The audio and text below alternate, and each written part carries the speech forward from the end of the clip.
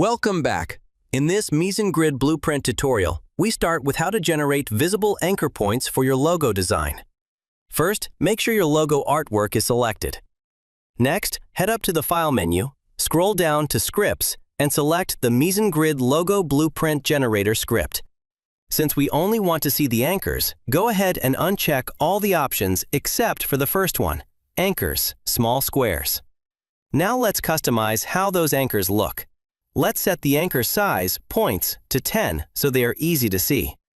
To make them really stand out against the logo, let's click the color picker for Anchor Fill and choose a bright green color and dark stroke using 2 points thickness. Once your settings are dialed in, click the Generate Logo Blueprint button at the bottom. And there you have it. The script has automatically generated perfect little squares on every single anchor point of your selected shape. You can zoom in to get a closer look at the results. Now that we've covered anchors, let's look at how to generate the Bezier handles, which includes both the dots and the lines. Just like before, start by making sure your logo artwork is selected on the artboard. Go up to the File menu, down to Scripts, and open the MizanGrid Logo Blueprint Generator script. Make sure you uncheck everything except for the second option, Handles, Dots plus Lines. Look for the Handles section, and let's set the handle dot size to 16 points. To make them stand out, click the color picker for Handle Dot Fill and select a bright orange. We want the lines to match the dots, so click the color picker for Handle Line Stroke and choose, for example, dark maroon color. Let's also make the lines a bit thicker so they're easier to see by setting the Handle Line Stroke to 3. Once everything is set, click the Generate Logo Blueprint button at the bottom. And there we go. The script has accurately drawn out every Bezier handle and line for your shape. You can zoom in and pan around to see the exact curvature points of your design. Next, let's explore how to generate outlines or duplicate paths for your logo. Start by making sure your artwork is selected on the artboard. Uncheck any previous options and select only Outlines, Duplicate Paths. Here you can customize the appearance of your newly generated paths. Make sure both Fill and Stroke are checked. We will leave the fill color as a light blue, the stroke color as a darker blue, and the stroke weight at 2 points. I set the opacity to 70 to give the new shapes a nice transparent look. One more important setting to note here. Make sure to check the box for Hide Original Logo. This will hide your original artwork so you can clearly see the new outlines. Click the Generate Logo Blueprint button at the bottom. And there it is. The script has hidden your original logo and generated perfectly styled, partially transparent duplicate paths in its place. Since these are completely separate paths, you can even select and move individual pieces independently. Moving right along, let's look at how to generate the underlying guidelines, specifically the lines, for your logo's construction. In the dialog box under the What to Generate section, uncheck any previous options and check the box for Guidelines, Lines. Now let's customize how these lines will look. Over on the right, under the Guidelines Style section, let's set the stroke to 2 and the opacity to 90. For the stroke color, click the color picker and choose a medium gray. To give these lines a dashed look, check the box for Dashed Stroke.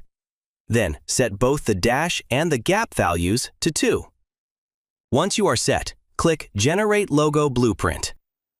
Perfect! The script has calculated the geometry and drawn out all the intersecting construction lines. You can zoom right in to see the precise dashed effect we just configured. Next up, let's look at how to generate the circular guidelines that map out the curves of your logo. Start by making sure your logo artwork is selected on the artboard, and check the box for Guidelines, Circles.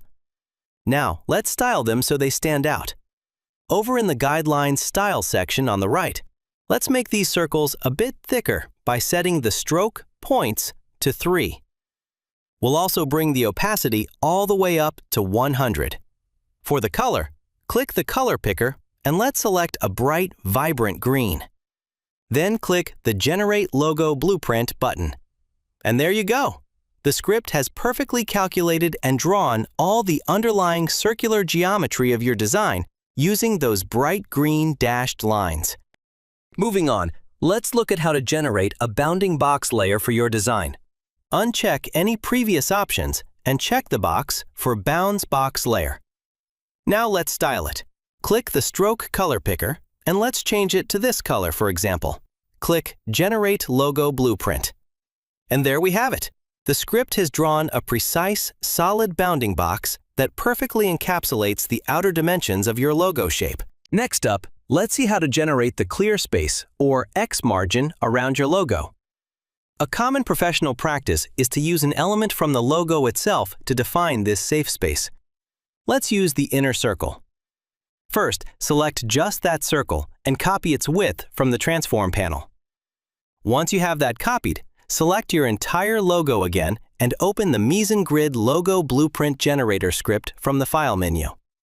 In the dialog box, under the What to Generate section, check the box for Clear Space, X Margin.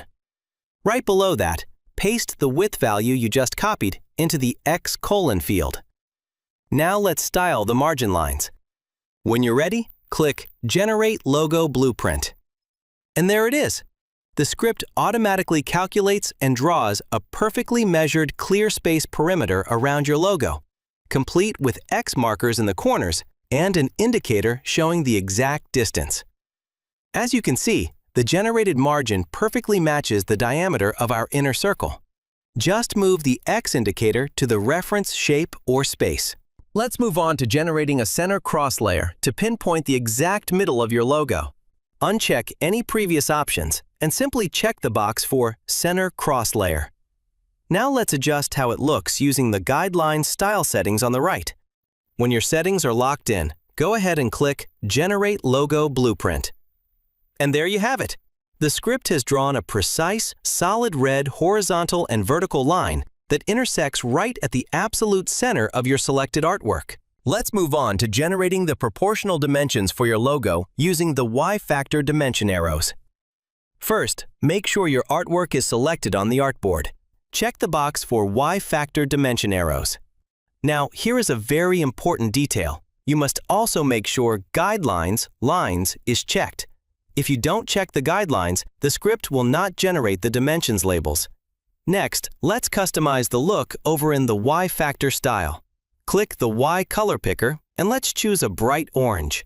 We'll also bump the font size points up to 25.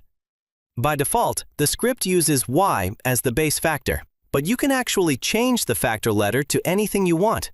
For this example, let's change it to A. Click Generate Logo Blueprint.